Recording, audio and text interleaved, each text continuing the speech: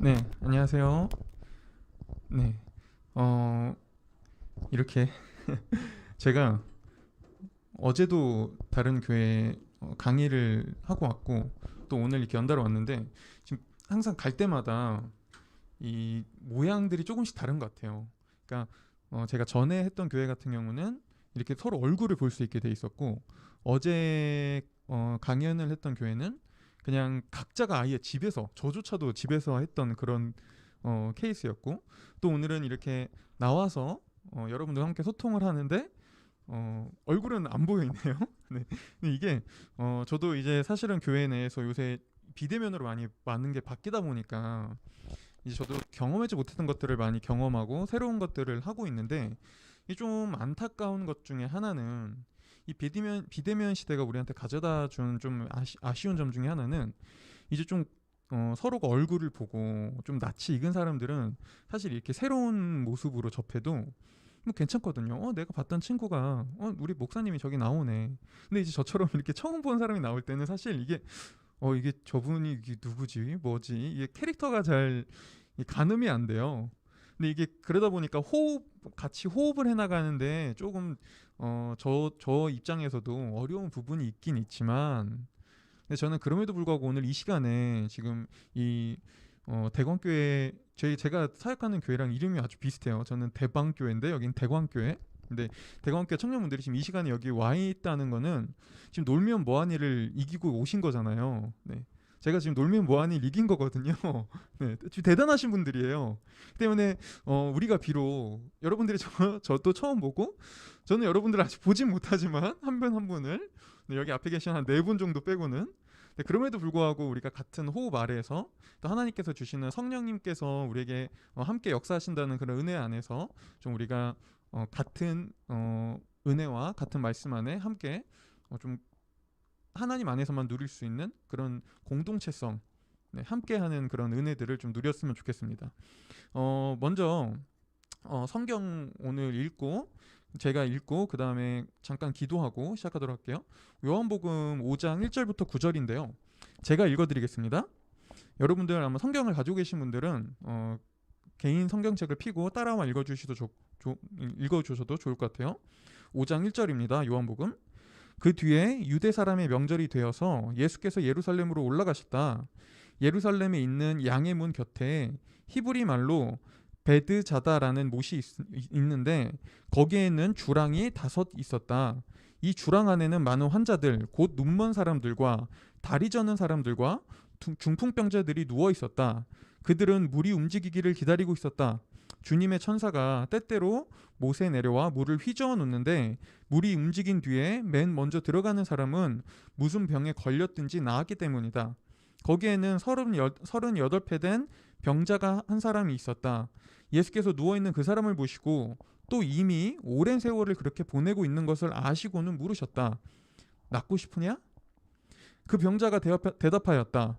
주님, 물이 움직일 때 나를 들어서 못에다가 넣어주는 사람이 없습니다. 내가 가는 동안에 남들이 나보다 먼저 못에 들어갑니다. 예수께서 그에게 말씀하셨다.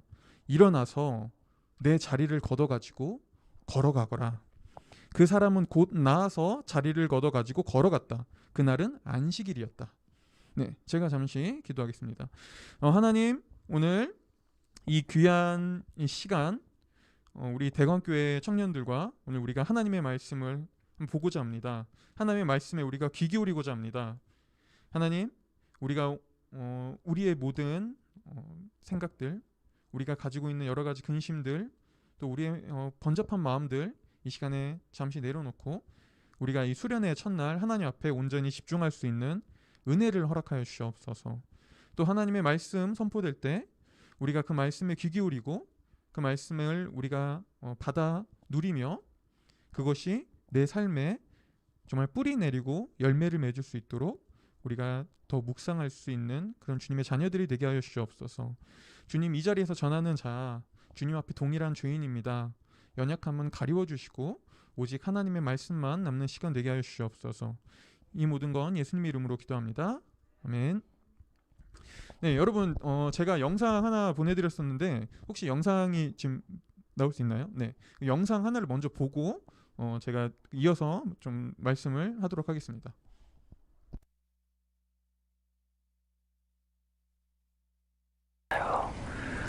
어떡하실 거예요, 거기? 자식. 나 절대 실패하지 않는 계획이 만주라네.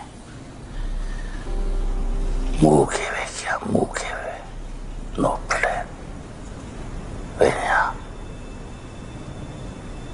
계획을 하면 반드시 계획대로 안 되거든, 인생이. 여기도 봐봐. 이 많은 사람들이 오늘 떼거지로 체육관에서 잡시다 계획을 했었겠냐? 근데 지금 봐. 다 같이 마룻바닥에서 저자고 있잖아. 우리도 그렇고. 그러니까 계획이 없어야 돼, 사람은. 계획이 없으니까 뭐가 잘못될 일도 없고, 또 애초부터 아무 계획이 없으니까 뭐가 터져도 다 상관없는 거야. 사람을 죽이건 나라를 팔아먹건 시발 다 상관없다 이 말이지. 알겠어? 네. 지금 우리가 본 장면은 아마 여러분들 중에서도 전 거의 다 보셨을 거라고 생각합니다. 워낙 유명한 영화니까. 이 기생충 영화 기생충에서 이제 이 엄청난 비로 수재민이 된 이 아버지 기택과 아들 기우가 체육관에서 이제 수재민이 돼서 대화를 나누는 장면인데요. 영화를 보신 분들은 알겠지만 사실 이 장면이 나오기 전에 여러 사건들이 겹쳐 있었어요. 막 지금 긴박한 사건들이 매우 지금 위험한, 매우 지금 낭떠러지에 서 있는 것 같은 되게 위태한 상황에 있는데, 이 상황 속에서 아들 기택이 아버지에게 물어요.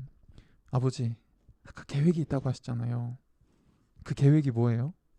근데 이때 지금 기택이 대답하는 이 모습이 어떻게 보이시나요?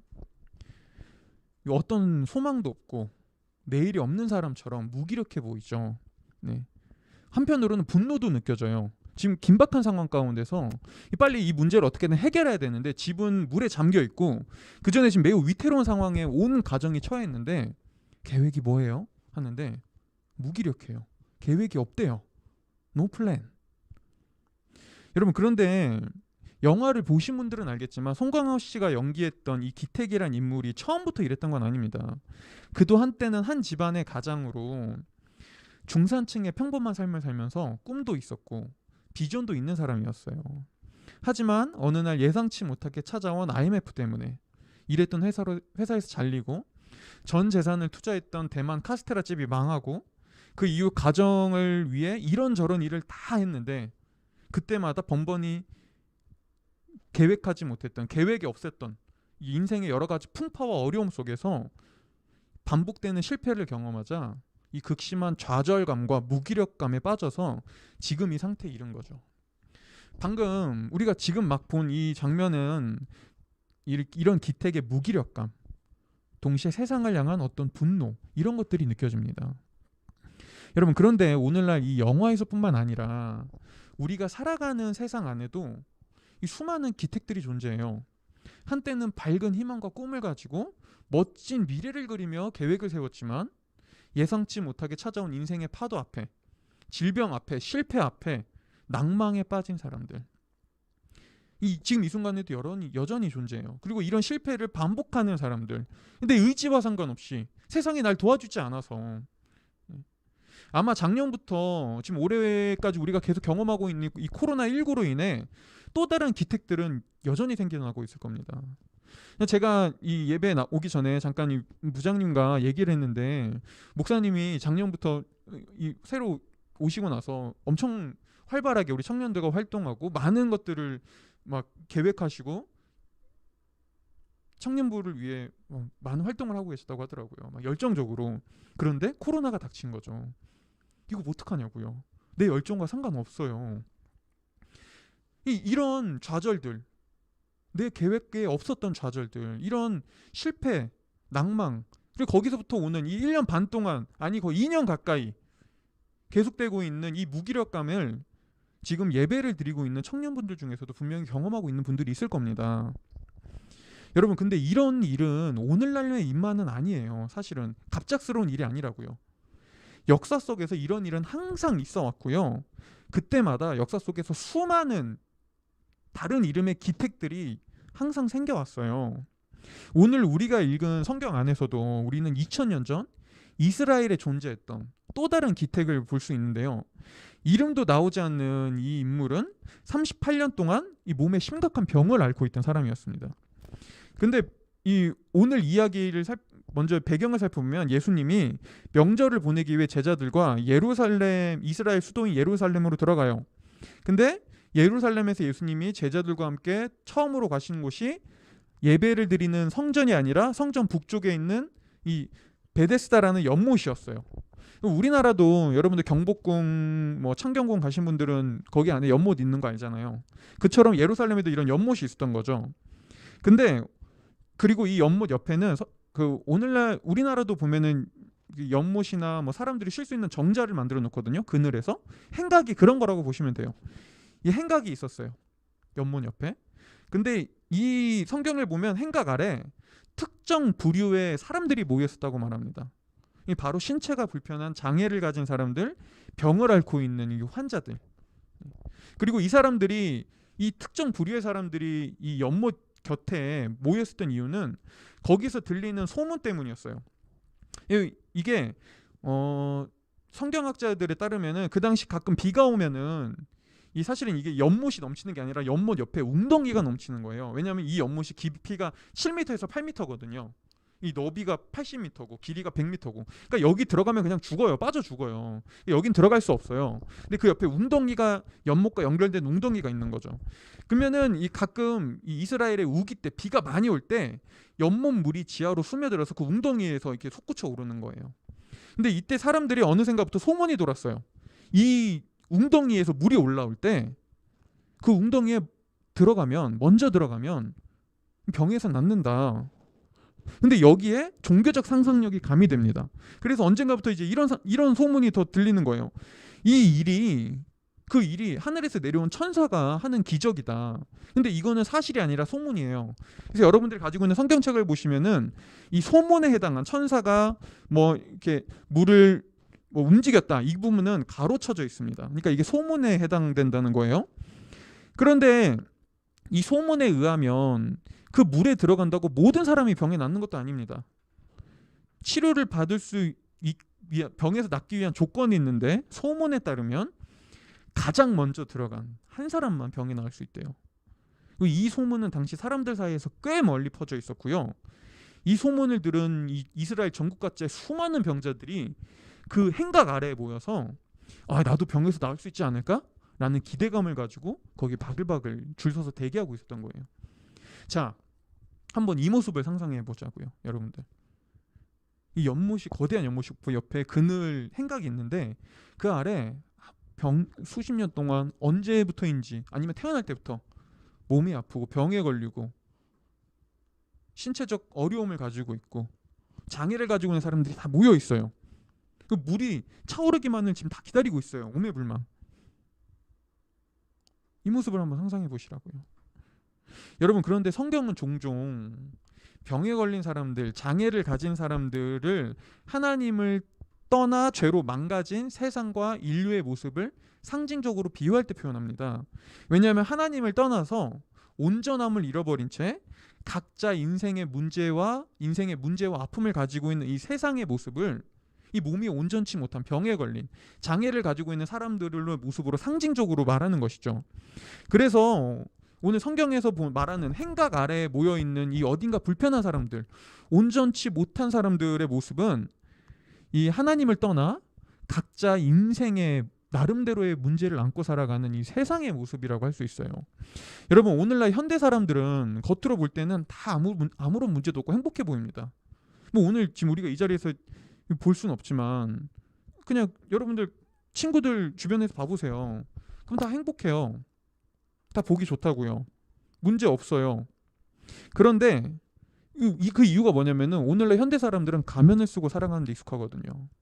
우리는 다 가면을 쓰고 살아요. 그래서 문제가 있는데 티를 안 내요. 괜찮은 척해요. 그런데 조금만 그 사람 안으로 들어가잖아요. 아니요. 여러분 조금만 진실하게 누군가와 30분만 얘기해 보세요. 내 옆에 있는 친구와, 행복해 보이는 친구와, 되게 좋아 보이는 친구와 30분만 얘기해 보세요. 진실하게. 그러면은 자기 안에 있는 아픔과 나름대로의 상처를 얘기합니다. 여러분, 그 누구도 겉으로 봤을 때는 아무 문제 없는 것 같지만 조금만 그 안을 들여다보면 여러 가지 문제들을 안고 살아요. 삶이 깨져 있다고요. 어떤 사람은 진로의 문제로, 취업의 문제로, 어떤 일은 연애와 결혼의 문제로, 어떤 일은 미래에 대한 막막함으로, 어떤 일은 가정 안에 있는 문제로, 관계의 문제로. 이 사람들은 겉은 멀쩡해 보이지만 자신만의 인생의 병과 아픔을 가지고 살아가요.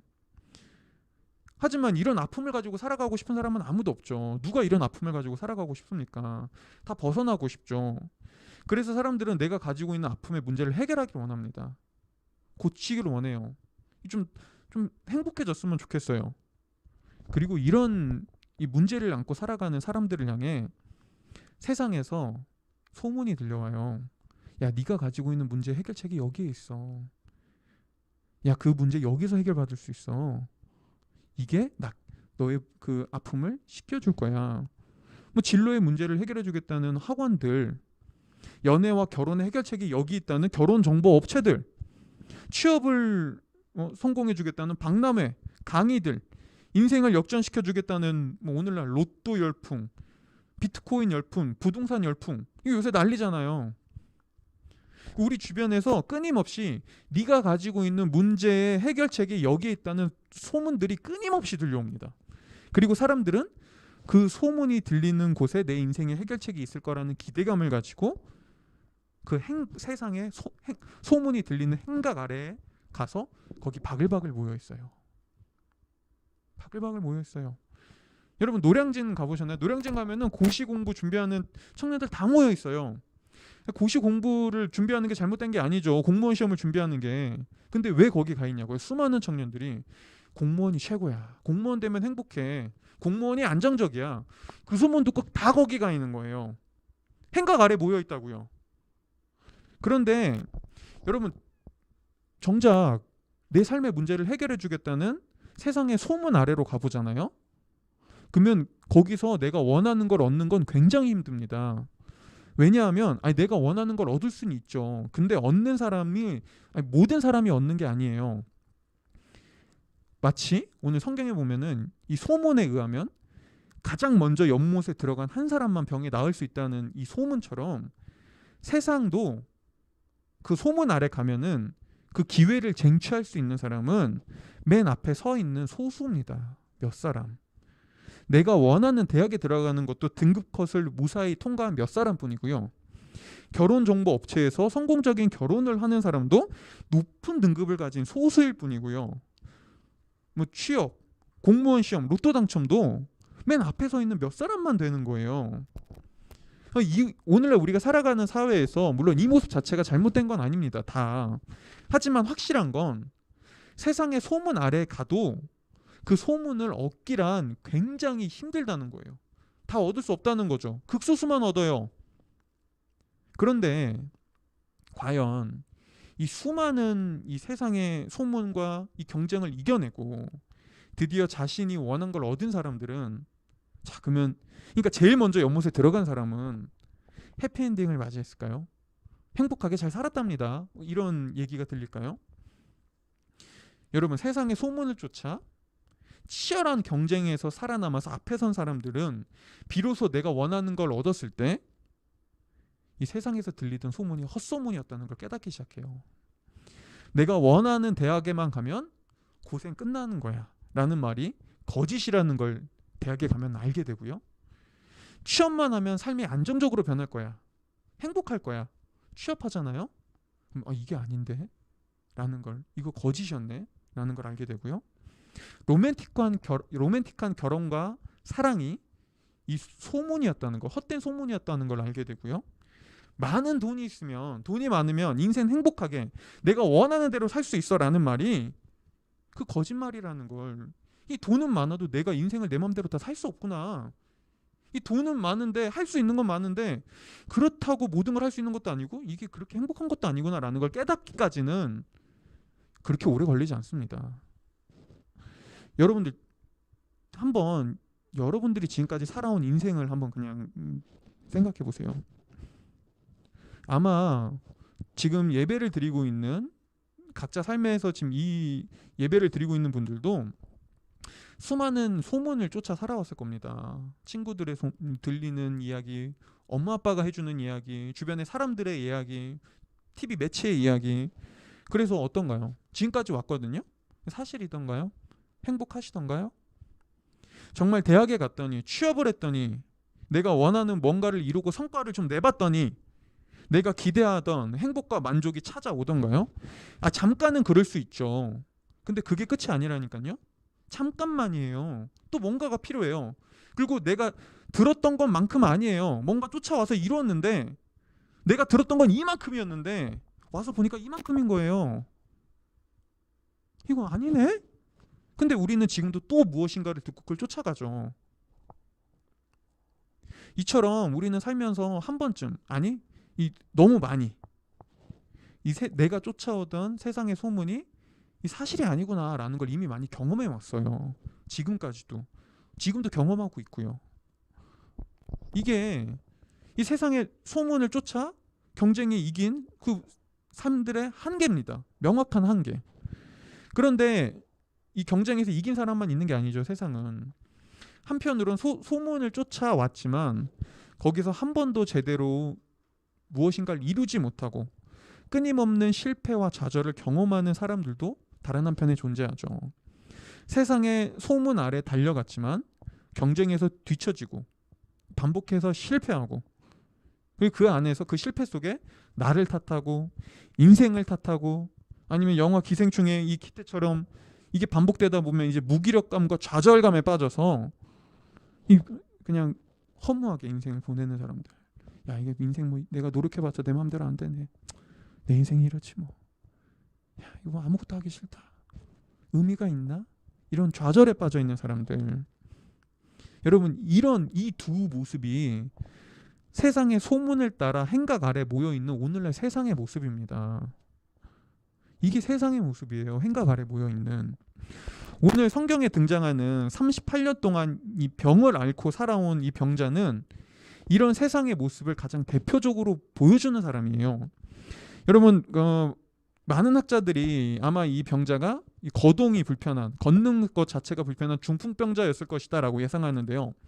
어쨌든 그도 38년 동안 아파왔으면 얼마나 한평생 거의 몇 살인지 모르지만 그렇게 나이가 38년이면 많아 보이진 않아요. 막 50, 60대까지 된 건 아닌 것 같아요. 많아봤자 한 40대 중반? 그럼 인생의 거의 대부분을 병을 가지고 살아온 거죠. 근데 이 사람이 얼마나 힘들겠냐고요. 그래서 이 병에서 나을 수 있다는 소망을 가지고 소문을 듣고 연못에 찾아갑니다. 그런데 이 거동이 불편한 이 병자가 사람들을 치열한 경쟁을 이기고 맨 앞에 달려가는 거는 불가능한 일이었어요. 현실적으로. 심지어 기회도 많지 않아요. 이스라엘에서 우기는 1년에 2번, 적으면 1번, 심지어 어떤 때는 가뭄 때는 비가 안 와요. 근데 이 아주 적은 기회를 그럼에도 이 병자는 처음 몇 년 동안은 야, 그래도 나에게도 언젠가 기회가 오지 않을까? 나도 언젠가 할 수 있지 않을까? 라는 기대감으로 몇 년 동안은 그렇게 했을 겁니다. 온갖 노력을 다 했을 거예요. 근데 안 되죠. 거동이 불편한데. 또 다른 사람들은 거동이 불편하면 누가 도와주기라도 하는데 이 사람은 혼자예요. 친구도 없어요. 가족도 없어요. 버림받은 것 같아요. 불가능하죠. 그렇게 어느새 시간이 한참 흘렀고요. 언젠지도 모르게 아마 십몇 년이 더 이상 흘렀을 수도 있어요. 그동안 그와 함께 했던 사람들은 다 떠나고 이 행각엔 그만 남았었습니다. 하지만 이 병자는 여전히 행각에 자리를 깔고 누운 채 무기력한 상태로 이제는 뭐 나에게도 기회가 오겠지라는 기대감도 없고 이젠 더 이상 소망도 품지 않은 채 그저 그 소문을 듣고 찾아온 수많은 병자들 사이에서 나 때는 말이야 야, 나 때 이랬어 라는 얘기나 하고 있는 그런 시시콜콜한 무기력한 사람이 되어 있었던 거죠. 그는 어느새 현실의 분명한 벽 앞에 병에서 낫겠다는 소망도 잃어버리고 꿈도 잃어버리고 이 비전도 잃어버린 채 좌절과 무기력감에 완전히 빠져 있었습니다. 오늘 예수님이 그곳에 수많은 병자들이 있었지만 이 병자에게 주목하신 이유가 여기에 있어요. 오늘 성경은 이 만남을 이렇게 묘사합니다. 요한복음 5장 6절에서요. 예수께서 그가 거기에 누워있는 것을 보시고 또 그가 이미 오랫동안 알아온 것을 아시고 물으셨습니다. 내 병이 낫기를 원하느냐? 여러분, 성경은 예수님이 그 병자를 본 순간 그가 살아온 인생의 모든 모습을 아셨다고 말해요. 연못에 처음 올 때만 해도 나도 이제 병에서 나을 수 있겠구나라는 기대감과 이 가슴 벅찬 소망을 가지고 찾아왔던 그가 시간이 지나 점차 좌절로, 낭망으로, 분노를 거쳐 지금의 이 무기력감에 빠져 있는 그 모든 이 병자의 인생의 순간을 예수님이 보고 아신 거예요. 그리고 이 모든 것을 아신 예수님께서는 이 38년 동안 병을 알아온 이 무기력감에 빠져 있는 병자를 향해 찾아가 그에게 물으십니다. 네가 낫기를 원하느냐? 여러분, 근데 조금만 생각해 보면은, 우리가 조금만 성경을 입체적으로 보면은 이 질문이 대단히 이상한 질문이라는 걸 여러분 아셔야 돼요. 여러분 생각해 보세요. 병을 낫기 원해서 여기 와 있는 거잖아요. 아니, 병 나으려고 수십 년 동안 거기서 기다리고 있었던 거잖아요. 근데 그 사람한테 네가 병 낫기 원하느냐 왜 물어보냐고요. 이게 너무 당연한 건데. 이 톰 나이트라는 신학자는 이 부분을 두고 이렇게 설명했습니다. 예수님이 보실 때 거기 누워있던 그 남자는 오랜 세월 낫기만을 기다리는 것이 생활이 되어 있었다. 그에게 예수님의 질문은 전곡을 콕 찔렀다. 너는 정말로 낫기를 바라느냐? 아니면 누군가 다른 사람이 늘 먼저 들어간다는 시덥지 않은 핑계나 대면서 주의를 어슬렁대다 하루하루 연명하는 데 만족하고 있는 건 아니냐. 예수님은 그곳에 있던 이 38년 된 병자를 본 순간 그의 마음속에 뿌리 깊게 박혀있는 병은 무기력감과 좌절감이라는 걸 아셨습니다. 내 인생은 이제 틀렸어. 내 인생이 그렇지 뭐. 난 재수도 없지. 어떤 놈들은 자기를 도와줄 가족이나 친구도 있고 친척도 있는데 난 버림받은 인생이야. 이 더러운 세상. 이러면서 이 좌절과 낭망 속에 세상을 향해 분노하고 무기력감에 빠져있던 그의 마음을 예수님이 아셨던 거죠.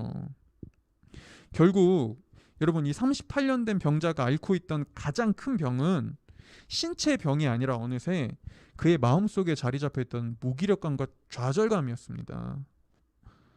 예수님의 질문에 대한 병자의 답변이 그가 지금 가지고 있는 이 좌절감이 얼마나 큰지, 그의 마음이 뭔지 잘 보여줘요. 자, 보세요. 병자가 낫기를 원했다고 해봐요. 아직까지 소망을 갖고 있다고 해봐요. 그럼 예수님이 네가 낫기를 원하느냐? 라고 하면 이렇게 하죠. 네! 낫기를 원합니다. 저 좀 도와주세요. 그럼 예수님, 당신이 누군지 모르지만 예수님이, 이 병자는 예수님이 능력이 가진지는 그때 몰랐을 거 아니에요. 그럼 이렇게도 얘기했어야죠. 저 좀 업어주세요. 업어서라도 좀 데려가 주세요. 낫기 원해요. 근데 병자가 이렇게 대답해요. 잘 보세요. 환자가 대답했습니다. 선생님, 물이 움직일 때 못에 들어가도록 나를 도와주는 사람이 없습니다. 내가 가는 동안 다른 사람들이 나보다 먼저 물속에 들어갑니다. 여러분, 지금 이 병자는 신세한탄하고 있는 거예요. 내 인생 좀 보세요.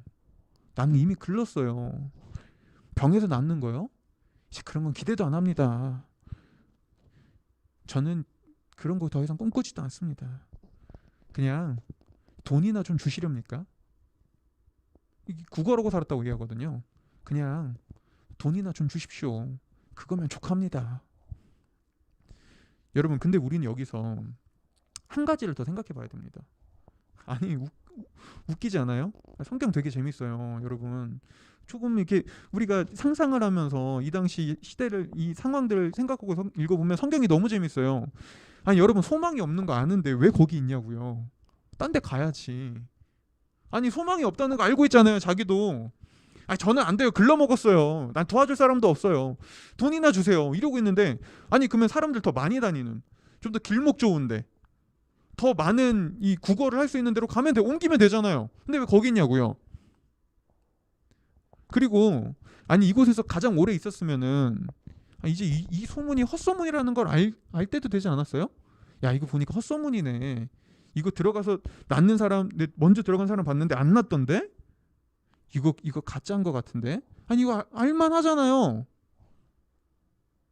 근데 왜 거기서 아직도 그러고 있냐고요. 여러분 이유는 생각보다 간단합니다. 갈 데가 없거든요. 어디로 가야 할지 모르거든요. 그에겐 베다스다 연못 외에 소망이 없었어요. 다른 곳에서는. 어쩌면 이곳이 헛소문일 수도 있겠구나라는 걸 짐작하고 있었지만 나에겐 기회가 없구나라는 걸 알고 있지만 그렇다고 거기서 완전히 떠날 용기와 결단도 할 수 없었어요. 그렇게 그는 인생의 대다수의 시간을 이도저도 아닌 모습으로 그냥 그곳에서 자리를 핀 채, 오늘 성경 보면 병자가 자리를 폈다고 해요. 인생의 자리를 핀 거죠. 그냥 그곳에 자리를 깔고 그렇게 살아가고 있었던 거예요. 여러분 우리는 이 38년 된 병자의 모습에서 오늘날에도 여전히 세상의 수많은 소문 아래에 모여있는 이 우리들의 모습을 볼 수 있습니다. 세상의 모습을 볼 수 있어요.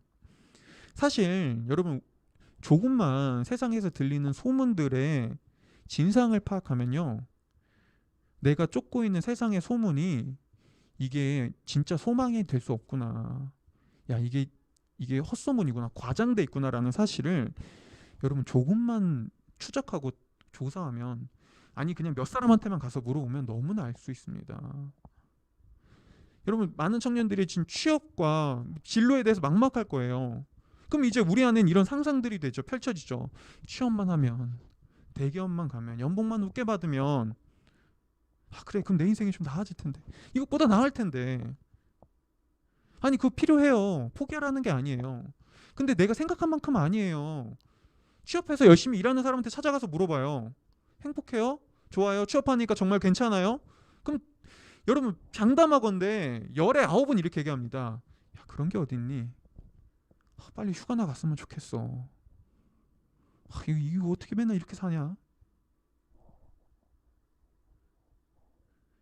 여러분 사람들은 조금만, 사람들이 쫓아온 이야기가, 소문들이 좌절과 낭망, 그곳에서 진정한 행복이 없다는 이야기들은 오늘날 세상에서도 수없이 이야기합니다.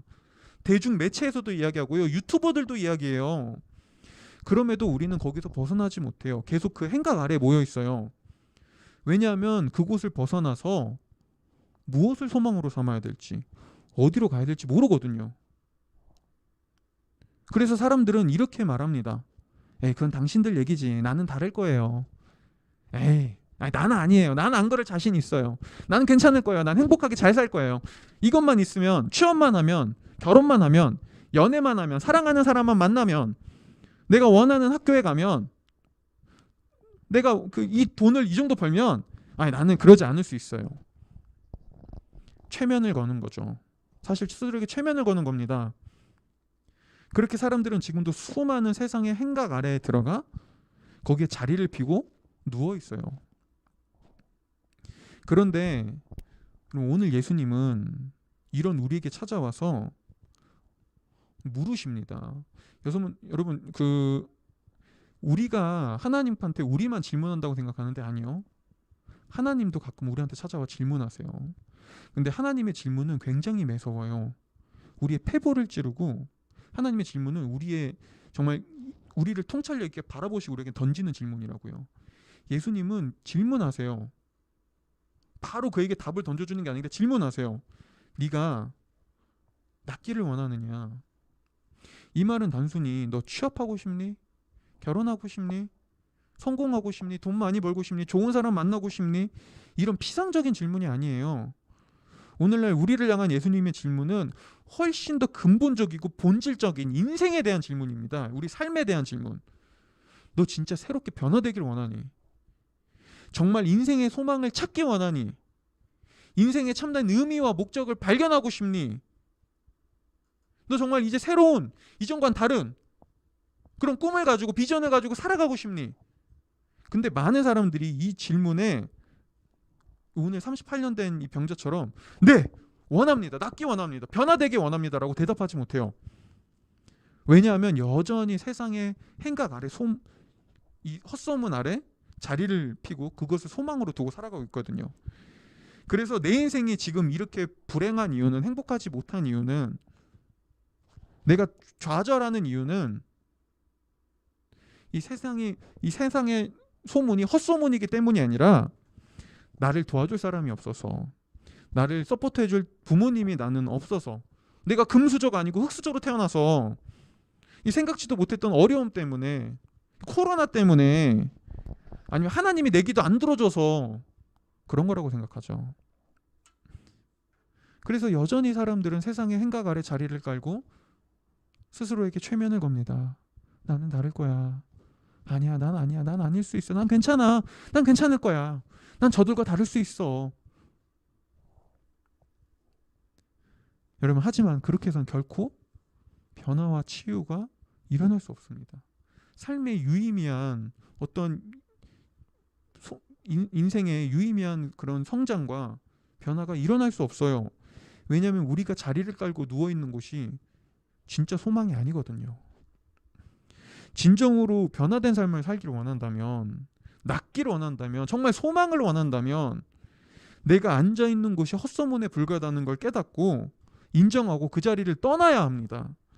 그래서 오늘 예수님의 38된 병자를 향해 이렇게 말씀하시는 거예요. 일어나! 네 자리를 들고 걸어 나가라. 일어나! 네 자리를 들고 걸어 나가라. 여러분, 예수님의 말씀은 매우 단호해요.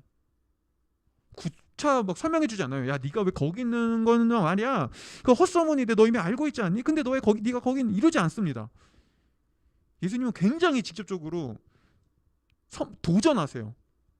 여러분, 성경은 우리한테 도전해요. 그냥 좋은 말하면서 위로해 주는 게 아니라 성경은 사실 우리한테 도전한다고요. 일어나! 자리를 들고 걸어 나가라. 네가 찾아 헤매던 소망은 거기 없다. 그거 아니다. 그 자리에 있으면 안 된다. 그 자리에서 돈이나 달라고, 그냥 난 여기밖에 갈 데가 없어요, 그러고 있어서는 변화될 수 없다. 나을 수 없다. 헛소문이라는 걸 깨닫고 안 다음에 그곳에서 걸어 나가라. 자리를 바꿔라. 그리고 오늘 이 38년의 병자가 예수님의 말씀을 따라 수십 년 동안 깔고 있던 자리를 들고 일어나 걸어 나갈 때 드디어 병에서 낫습니다. 여러분, 제가 이 수많은 청년들을 만나면서 이야기할 때마다 안타까운 거는 많은 청년들이 그저 위로받기만을 원한다는 거예요. 아니, 삶이 힘들어요. 알아요. 근데 삶은 원래 힘든 거예요. 아니, 꼰대 같은 얘기해도 죄송한데 여러분, 우리가 살아가는 세상은 천국이 아니에요. 이곳이 지금 하나님 나라가 완전히 완성된 게 아니라고요. 우리가 살아가는 세상은 하나님을 떠나 깨진 세상이에요. 근데 어떻게 깨진 세상에서 내가 행복하기를 원하냐고요. 아니, 깨진 세상에서 행복할 수 있는 방법이 있습니다. 세상의 방식으로 따라 사시면 돼요. 세상을 유사하게 따라가시면 됩니다. 그러면 조금 행복 비스무리한 걸 경험할 수 있어요, 세상에서. 근데 그것도 한계가 명확해요. 근데 많은 청년들이 삶의 자리를 그 소망을 세상에 둔 채 위로받기만을 원해요. 그래서 이렇게 말해주기를 원하는 거죠. 괜찮아. 방황할 때도 있는 거지. 그럼 지금도 잘하고 있어. 언젠가 잘 될 거야. 네가 원하는 거 얻을 수 있을 거야. 그럼 지금의 너도 충분해. 아니, 지금의 너도 충분해. 괜찮아. 너는 너 자체로 소중해. 힘든 세상살이에서 위로가 중요합니다. 필요합니다. 하지만 여러분, 어쩌면 내가 듣기 좋은 위로만 원하는 이유는 지금 내가 소망으로 깔고 있는 삶의 자리를 유지하고 싶기 때문일 수 있어요. 그래서 이렇게 말하고 싶은 거죠. 제발 부담되는 말은 하지 말아 주실래요? 전 지금 여기가 좋거든요. 이게 제 소망이에요. 그냥 이런 저도 응원한다고 말씀해 주시면 안 되나요? 너무 맨날 교회는 부담되는 얘기예요. 자꾸 뭘 이렇게 부담을 주고 자꾸 저한테 이것저것 하라고 하시냐고요. 그냥 이거나 좀 도와주세요. 제 기도나 들어주세요. 취업이나 시켜주세요. 좋은 사람 만나게 해주세요. 그냥 결혼하게 해주세요. 돈 많이 벌게 해주세요. 그러면 돼요. 그거면 좋게요. 다른 거 원하지 않아요. 여러분, 하나님 우리를 사랑하시죠, 있는 그대로. 하지만 하나님은 우리를 있는 그대로 너무나 사랑하시기 때문에 세상의 헛소문에 소망을 두고 우리가 거기서 삶을 낭비하기를 원하지 않으시는 거예요. 하나님은 우리를 너무나 사랑하기 때문에 거짓된 세상의 소문에서 인생을 낭비하는 것이 아니라, 허비하는 것이 아니라 진짜 소망의 자리로 삶을 옮기기를 원하시는 겁니다. 그래서 예수님은 세상의 소문 아래에서 수없이 좌절하고 낭망하고 슬퍼하고 울고 있는 우리에게 찾아와 이 매서운 질문을 던지시는 거예요. 너 정말 낫기 원하니? 너 정말 변화되고 싶니? 진짜 새로운 삶을 살고 싶니? 그런데 왜 여전히 그 헛소문의 자리에 자리를 깔고 그곳에서 인생을 낭비하고 있니? 네 삶을 왜 허비하고 있니? 그런데 여전히 많은 사람들이 예수님의 이 질문에 병자처럼 대답합니다. 네, 예수님 변화되길 원해요. 근데 좋은 사람 만나면 인생 변화되지 않을까요? 취업만 하면 인생 변화되지 않을까요? 돈만 있으면 살만해지지 않을까요? 비트코인 이번에 제가 떡상하면 잘 되지 않을까요? 저도 이 부동산 열풍에 여기 올라가면 괜찮아지지 않을까요? 제 집 하나 있으면 인생 괜찮아지지 않을까요? 그러니까 다른 거 말고 이것만 도와주실래요? 이것만 좀 해주세요. 그러면 돼요. 여전히 세상의 행각 아래 자리를 깔고 있는 거죠. 여러분, 하지만 그렇게 해서는 우리 삶의 문제는 결코 해결될 수도 없고 진정한 변화는 결코 일어날 수 없습니다. 진정한 변화와 회복은, 진짜 삶의 변화는 예수님의 말씀을 따라 결단하고 내가 누워있는 세상의 행각에서 일어나 그곳에서 걸어 나갈 때 시작됩니다. 그래서 예수님은 오늘날에도 우리한테 명확하게 말씀하세요. 일어나 그곳에서 걸어 나가라. 자, 근데 도대체 우리 어디로 걸어가야 될까요? 여기서 끝나면 안 돼요. 우리 걸어가야 될 곳을 명확해야 되거든요. 그러니까 오늘날 우리가 성경 안에서 도전을 받기도 합니다. 그래, 맞아, 이러면 안 되지. 근데 또 방황하는 이유는 어디로 갈지가 명확하지 않아요. 이정표가 명확하지 않으니까 그래, 결단했는데 어디로 가야 될지 몰라요. 그럼 뭘 해야 되지? 수련회에서 보통 은혜 받으면 그러죠. 은혜 받았어, 나 변화될 거야. 근데 그 다음에 뭐 해야 되지? 그럼 이제 이런 거 얘기합니다. 예배 열심히 드려, 빠지지 말고 큐티에 기도 시간 가져, 그런 거 하면 돼. 여러분, 그러니까 이 소망이, 이 하나님을 믿고 인생을 살아가는 게 굉장히 갑자기 갑갑해져요. 뭐라고? 이거 그게 좋은 건 알지만 야, 맨날 그렇게 살아야 된다고? 이거 힘든데, 하다 보니까 이거 지치는데. 이 소망이 뭔지 잘못 알고 있는 거죠. 그것도 소망인데 그게 소망은 아니에요. 그 소망을 얻고 소망이 무엇인지 명확하게 발견하고 소망을 누릴 수 있는 도구지, 그게 소망이 아니에요. 근데 오늘날 너무나 안타까운 점은 또 많은 청년들이 하나님을 믿는다는 게 뭔지, 하나님을 소망으로 두고 살아간다는 게 뭔지 이거를 정확히 몰라서 이걸 굉장히 보잘것없이 생각한다는 거예요. 그래서 이제 막 이런 얘기해서 소망은 하나님께 있습니다, 하나님 나라에 있습니다, 그러면 의뢰 이렇게 생각해요. 역시 또 하나님 얘기야. 뭐 다 뻔하지, 답은 뻔하지. 그래, 답은 뭐 어차피 예수님, 하나님. 근데 뭐 어쩌라는 거야? 삶이 뭐가 바뀌어? 여러분, 소망은 그런 게 아닙니다. 여러분, 소망은요, 우리로 하여금 이렇게 말하게 하는 거예요. 내 인생의 가치가 여기 있구나. 이곳에 진짜 내 삶의 목적과 의미가 있구나. 내가 그토록 찾아 헤매던 행복과 만족과 회복을 내가 여기서 얻을 수 있구나. 내 남은 인생을 여기에 쏟아부으며 살면 되는 거구나라는 도전을 주는 게 소망입니다. 여러분, 한번 생각해 보세요. 여러분이 지금도 그렇고 과거에도 그렇고 무엇인가에 내 인생의 노력과 시간을 쏟아붓는 이유가 뭐죠? 그게 내 소망이라고 생각하니까 거기에 투자하는 거죠. 그리고 거기에 내가 시간을 쏟아부어도, 내가 사랑하는 사람에게 돈을 쏟아부어도, 내가 뭔가를 바쳐도 아깝지 않다고 생각하니까, 그게 나의 소망이라고 생각하니까 뭔가를 주는 거예요. 근데 이처럼 세상의 소망은 우리한테 뭔가를 요구합니다. 세상이 주는 소망은 뭔가를 요구해요. 대가를 바래요. 네가 나한테 시간을 바쳐, 건강을 바쳐, 주변 사람들과, 네가 사랑하는 사람과 함께 있을 시간, 야 그것도 중요하지만 너 그러면 세상에서 성공 못한다, 취업 못해, 그거 줄여. 네가 사랑하는 사람은 희생시키는 거죠. 그 나한테 헌신해, 희생해. 그럼 네가 원하는 걸 줄게. 이게 네 소망이잖아. 여러분, 이게 세상의 소망이에요. 그래서 세상에서 우리가 세상의 소망을 얻기 위해선 우리는 반드시 뭔가를 희생해야 됩니다. 나를 헌신해야 돼요.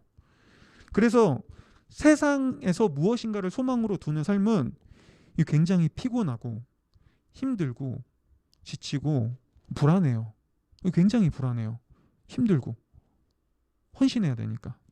그러면 이제 또 누군가는 이렇게 얘기해요. 교회도 힘든데요. 교회 나와서 신앙생활하는 것도 힘들고 지치던데요. 이게 성경이 말하는 소망을 오해하기 때문에 그럽니다. 여러분, 성경은 우리에게 복음, 기쁜 소식이 소망이라고 얘기해요. 여러분, 소식의 특징은 뭐죠? 소식의 특징은 어떤 일이 이미 일어났다는 겁니다. 나의 노력이나 성과나 희생과 상관없이 이미 어떤 일이 일어난 거예요. 그 소식이 나한테 들리는 거죠. 그럼 기쁜 소식은 뭐냐? 내 노력과 내 의지와 내 성과와 상관없이 어떤 일이 일어났어요. 그 소식이 들려요. 그거 들었는데 기뻐요. 기쁨이 넘치네? 좋은 소식이네? 와우, 대단한 소식이네? 기뻐하게 되는 거예요.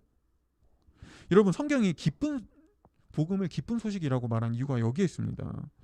성경이 말하는 기쁜 소식은 하나님이 우리에게 어떤 일을 이미 해주셨고, 이 소식을 들은 사람들은 기뻐할 수 없다는 말이에요. 자, 그러면 도대체 하나님이 우리한테 무슨 일 해주셨는데요? 어떤 일을 해줬길래 이게 이렇게 기쁠 정도의 일이죠?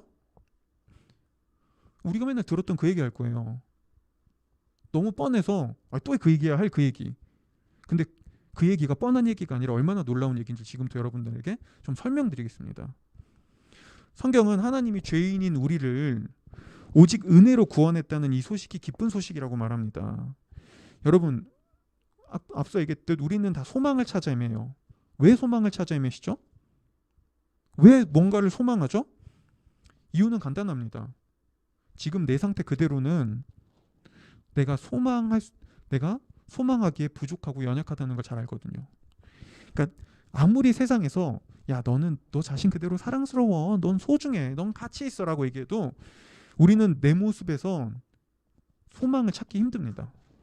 그래서 이상하게 나를 보면은 나에게 집중하면 소망보다는 부족한 점들이 더 발생돼요. 못난 점들이 보여요. 나는 소망이라는데 난 왜 이러지? 내 소망은 겨우 이 정도밖에 안 되는 건가? 역시 내 인생이 그렇지만 이게 반복이라고요. 이거 벗어날 수 없어요. 왜냐하면은 이게 성경이 말하는 죄거든요. 이게 죄인의 특징이에요.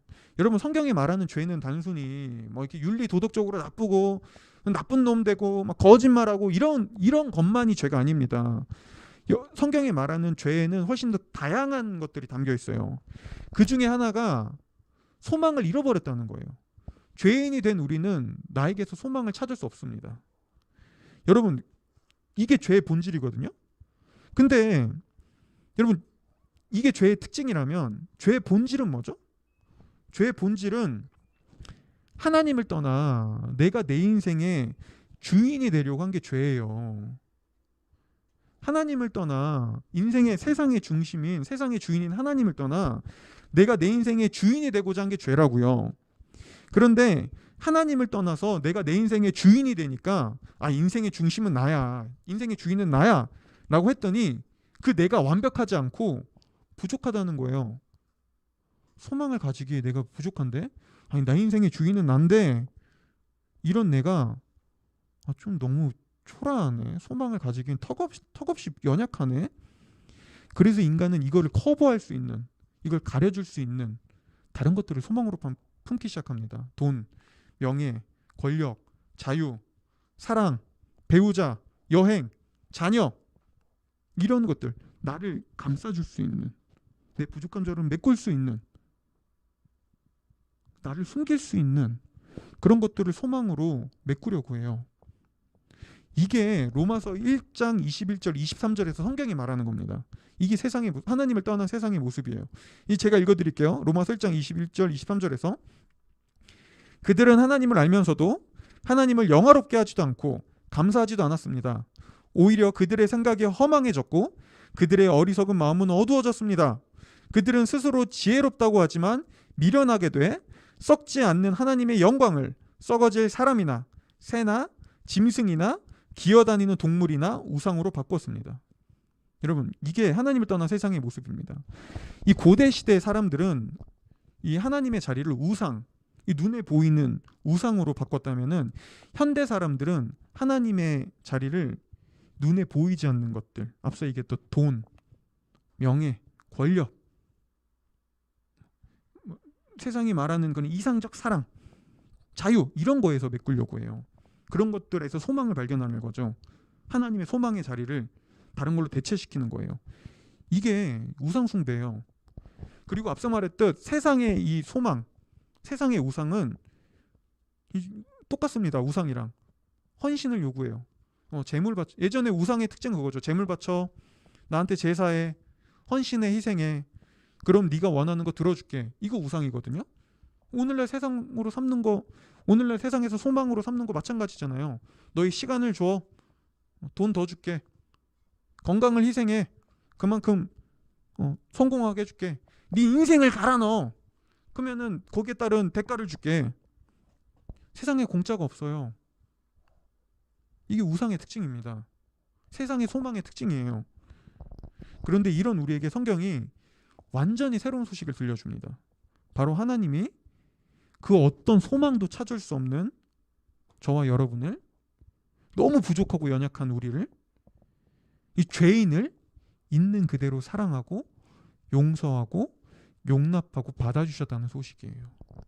그분은 우리를 있는 그대로 사랑했고요, 우리를 위해 자신의 목숨도 아끼지 않고 희생하셨습니다. 우리가 하나님께 헌신한 게 아니라 하나님이 우리를 위해 자신을 헌신하시고 희생하셨다고요. 목숨까지. 우리 자신을 소망으로 품기에 너무나 부족한 우리를 하나님은 가장 큰 소망으로 삼아주셨어요. 저와 여러분을, 우리 개개인을 하나님의 소망이 되었다고요. 우리가. 여러분, 이게 성경이 말하는 기쁜 소식이에요. 그분은 우리가 상상한 것보다 훨씬 더 큰 사랑과 소망을 우리에게 주셨어요. 여러분, 기쁜 소식은 바로 여기에 대한 이야기입니다. 하나님이 나를 얼마나 귀하게 여기시고 이런 나를 위해 어떤 희생과 헌신과 사랑을 베풀어 주셨는지에 대한 이야기가 바로 복음이에요. 기쁜 소식. 그래서 이 기쁜 소식을 진정으로 깨달으면은 우리는 비로소 나의 소망이 여기 있구나라는 걸 알게 돼요. 내가 그토록 원하고 갈급했던 치유와 회복과 사랑과 은혜와 인정과 건강한 관계와 꿈과 비전이 이거 하나님께 있었구나 라는 걸 발견해요. 그러면 이걸 발견한 사람들은, 이 기쁜 소식을 깨닫고 하나님 안에서 소망을 발견한 사람들은 세상의 행각에서 자리를 들고 일어나 참된 소망을 하나님께로 옮깁니다. 이거 그렇게 하지 말라고 해도 그렇게 합니다. 이게 성경에서 예수님을 만난 사람들의 이야기예요. 이게 성경에서 예수님을 만나고 인생이 변화된 사람들의 이야기예요. 예수님은, 여러분, 복음은 초라하게 사람 쫓아다니면서 너 이거 좀 믿어줄래? 야, 이거 굉장히 좋은 건데 이걸 안 믿으면 너무 안타까운데 야, 이거 좀 믿어줘라. 구걸하지 않아요. 왜 이 좋은 걸 구걸하냐고요. 예수님이 하나님 나라를 비유로 설명해서 그러시잖아요. 하나님 나라는 밭에 감추어진 보화와 같으니 그 밭에 보화를 발견한 사람은 가서 전 재산을 팔아 그 밭을 산다. 그만큼 가치 있으니까. 근데 이거를 왜 사람들이 야 여기 보화가 있는데 너 이거 보화 발견했잖아. 이 땅 좀 사가지 않을래? 왜 이러고 있냐고요. 아니 여러분 복음은 대단히 놀라운 소식입니다. 이건 구걸해야 되는 게 아니에요. 이 소망을 발견한 사람들은 인생을 걸어요. 삶의 소망의 자리를 바꿔요. 이거 당연한 거예요. 여러분 이게 회개예요. 회개는 단순히 하나님 죄 좀 용서해 주세요. 아 진짜 또 잘못됐네요. 이게 회개가 아니라 삶의 자리를 바꾸는 겁니다. 소망의 자리가 하나님이 아닌 다른 것에서 하나님께로 삶의 소망이 자리가 옮겨지는 거예요. 이게 턴하는 거예요. 유턴. 그래서 히브리어를 보면 슈브라고 해요. 되돌아서다. 하나님께 되돌아서다. 자리를 옮기다. 소망의 자리를 옮겼다. 인생의 방향성이 완전히 바뀌었다. 이게 회개입니다. 이렇게 하나님 안에서 진정한 소망을 발견하고 하나님을 유일한 소망으로 두고 사는 사람들은 결코 절대 신앙생활을 억지로 하거나 죽어서 천국 가려고 사후 보험으로 신앙생활하거나 소망은 여전히 세상에 둔 채 하나님을 향해 하나님 제가 세상에서 원하는 소망이 이거거든요. 제 소원이 이거거든요. 이것만 좀 들어주시겠어요? 라고 램프의 요정 지니처럼 믿지 않습니다. 하나님이 나에게 주신 기쁜 소식이 무엇인가를 깨닫고 소망의 자리를 하나님께 옮긴 사람들은 시간이 갈수록 하나님이 나에게 주신 이 소식이 얼마나 대답고 놀라운 것인지를 더욱더 선명하게 알아갑니다. 하나님이 나에게 주신 은혜가, 내 인생의 가치가, 내가 앞으로 살아가야 할 내 삶의 비전이 어떤 것인지를 더욱더 선명하게 발견해가요. 그러면서 이렇게 고백하는 거예요. 살면 살수록 와, 하나님이 저에게 주신 사랑이 이렇게 놀라운 거군요. 제가 이런 사랑 받는 존재군요. 와, 하나님 저를 세상에서 이렇게 살라고 부르셨군요. 아, 전 이런 삶을 살면 되는 존재군요. 제가 무슨 어떤 회사에서 어떤 연봉을 받고 그것보다 더 중요한 제 삶의 가치가 있군요. 하나님 지금 제 인생이 너무 막막하고 지금 제 인생이 너무 힘든데 그럼에도 저만을 향한 하나님의 계획이 분명히 있군요. 그럼 제가 그걸 더 소망하고 찾고 기다리겠습니다. 이 시간을 더 제가 훈련하겠습니다. 이렇게 바뀌는 거죠. 여러분 진짜 삶의 변화와 회복을 원하신다면 여전히 세상에 자리를 깔고 누워있는 그 헛된 소망 아래에서 위로만을 바라는 것이 아니라 자리를 들고 일어나 걸어 나가셔야 합니다. 세상의 행각에서 하나님에게로 자리를 옮기셔야 됩니다. 하나님 안에서 내 인생의 정체성과 나의 존재와 나의 가치와 희망의 자리를 발견하고 찾아야 됩니다. 진짜 회복과 변화는 거기서 일어납니다. 그런 변화를 위해 다짐은 하지도 않고 결단하지도 않고 삶의 자리를 옮기지도 않고 소망은 여전히 세상의 헛된 소문 아래에 둔 채 세상 탓하고 하나님 탓하고 부모님 탓하고 나는 글렀어. 무기력한 것, 좌절감에 빠져 있는 것 절대 변하지 않습니다. 우리 인생은 그런 걸로 점쳐지지 않습니다. 그래서 예수님은 여전히 오늘날에도 회복되고 싶고 새로운 삶을 살고 싶고 변화되고 싶다고 말은 하지만 정작 마음은 소망은 세상의 행각 아래 깔고 있는 사람들에게 찾아와 물어보시는 거예요. 너 정말 낫기 원하니? 새로운 삶을 살기 원하니? 변화되길 원하니? 진짜 소망이 무엇인지 발견하고 싶니? 그렇다면 거기서 자리를 들고 일어나 걸어 나가야 한다. 오직 이것만이 우리 삶에서 변화와 치유와 회복과 우리가 그토록 찾아 헤매던 그 갈망을 경험할 수 있는 길입니다. 여러분들께 마지막으로 도전하겠습니다. 자리를 들고 일어나십시오. 하나님께로 걸어 나가십시오. 진짜 소망이 어디에 있는지를 눈을 크게 뜨고 바라보십시오. 여러분 계산하셔야 돼요. 여러분 누가복음에 보면 예수님이 하나님 나라를 설명하면서 계산하라고 얘기해요. 야, 너희가 망대를 지을 때, 너희가 만약 건물을 지을 때, 예를 들면 우리가 교회를 새로 성전을 지을 때 아니 뭔가 투자를 할 때 계산하거든요. 이게 지금 내가 얼마를 투자하면은 이게 과연 나한테 이익을 얼마나 줄까 이거 계산해야 돼요. 예수님이 하나님 나라를 얘기하면서 계산하라고 얘기합니다. 야 너네 계산하고 따져봐. 무엇이 진짜 너의 소망인지 정확하게 따져봐. 이 말은 뭐죠? 자신 있다는 거예요. 하나님 나라에 하나님께 있는 소망은 세상과 비교할 수 없을 만큼 가치 있다는 걸 우리가 이걸 정확하게 계산하고 따지고 소망의 그 세상의 소문의 헛소문이라는 걸 발견하고 하나님의 소망이 진짜라는 걸 알면은 그렇게 갈 수밖에 없는 거예요. 예수님이 말씀하시는 거예요. 네가 직접 물어봐, 따져봐라, 찾아봐라, 계산해봐라. 무엇이 너의 진정한 소망인지.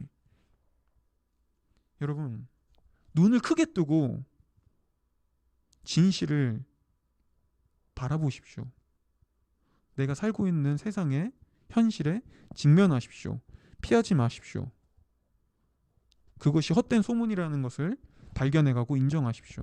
그리고 진짜 소망이신 하나님께 자리를 옮기세요. 그때부터 회복이 시작됩니다. 저는 부디 각자 지금 예배를 드리고 있는 오늘 이 수련회를 시작하는 대건교회 우리 청년 여러분들이 하나님께 소망을 두고 자리를 옮기고 걸어 나가는 진짜 그 안에서 멋있는 인생을 발견하고 살아가는 그런 하나님의 자녀들이 되기를 축복하고 소망합니다. 여러분 이 시간에 잠시 하나님의 그늘 아래라는 찬양이 있는데요. 함께 찬양하고 좀 오늘 각자가 들었던 말씀을 가지고 좀 잠잠히 여러분들 기도했으면 좋겠습니다.